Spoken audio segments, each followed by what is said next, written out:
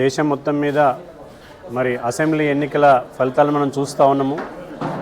మన భారత ప్రధాని ప్రీతమ నాయకుడు మరి 140 కోట్ల మంది ఆరాధ్య నాయకుడు నరేంద్ర మోడీ గారి వారి యొక్క నాయకత్వం కావచ్చు, మరి వారి యొక్క ఆదరణ కావచ్చు, మనము మోడీ గారు ఇంకా కూడా ప్రజల్లో ఎంత బలంగా ఉన్నారనేది బెంగాల్లో ఫలితాలను మనం చూస్తే స్పష్టమవుతూ ఉంది. వందే మాతరం అని చెప్పేసి మరి బ్రిటిష్ వాళ్ళని అక్కడి నుంచి తరిమి కొట్టినట్లు నినాదం ఇచ్చిన ఆ గడ్డలో గత దాదాపు 70 సంవత్సరాల్లో ఆ వందే మాతర త్యాగానికి వ్యతిరేకంగా మరి దానికి భిన్నంగా ఆ గడ్డపైన ఎన్నో అరాచక శక్తులు పాలన చేసి ఆ వందే మాతర స్ఫూర్తి కోసం బలైన నాయకుల ఆత్మకి ఘోషని వాళ్ళు మరి కలిగించారు. అదేవిధంగా ఇప్పుడు అక్కడ ఉన్నటువంటి ఎంతోమంది కోట్ల మంది ప్రజలకు కూడా ఈ మమతా బెనర్జీ గారు అంతకుముందుండే కమ్యూనిస్టు పాలనలో వాళ్ళు ఒక సఫకేషన్లో, అంటే మనము CO2 నిండిన కార్బన్ డైఆక్సైడ్ నిండిన ఒక గదిలో ఉంటే ఎంత సఫకేటింగ్గా ఉంటుందో అలాంటి ఒక వాతావరణంలో అలాంటి పాలనలో ఇన్ని రోజులు ప్రజలు ఉన్నారు.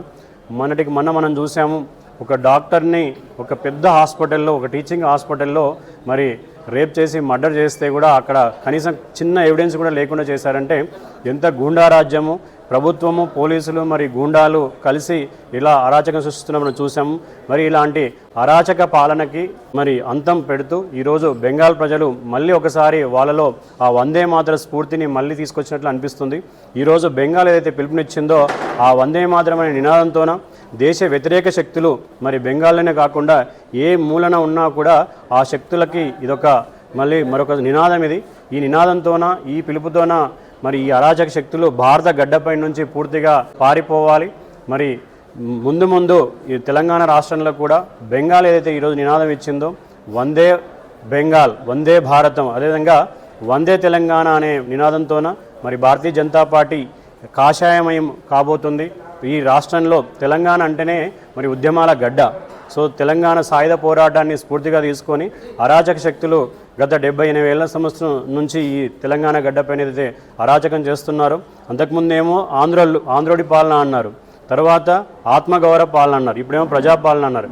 పాలనలు ఏవైనా ఆంధ్రోడి పాలన అయినా, ఆత్మగౌరవ పాలన అయినా, ప్రజాపాలన అయినా ఇది తెల్లోడి పాలనకి ఏ రకంగా కూడా అవి తీసుకోవట్లేదు. వాడు ఎట్లయితే దోచుకున్నాడో ఈరోజు మరి ఆత్మగౌరవ పాలన, ప్రజాపాలన అని చెప్పేవాళ్ళు కూడా దోచుకుంటూ ఉన్నారు. ప్రజల యొక్క కష్టించి మరి శ్రమ కోర్చి సంపాదించిన డబ్బుల్ని వీళ్ళు ట్యాక్స్ రూపంలో మనం కడుతూ ఉంటే తెలంగాణని నిలువుగా దోపిడీ చేస్తూ ఉన్నారు.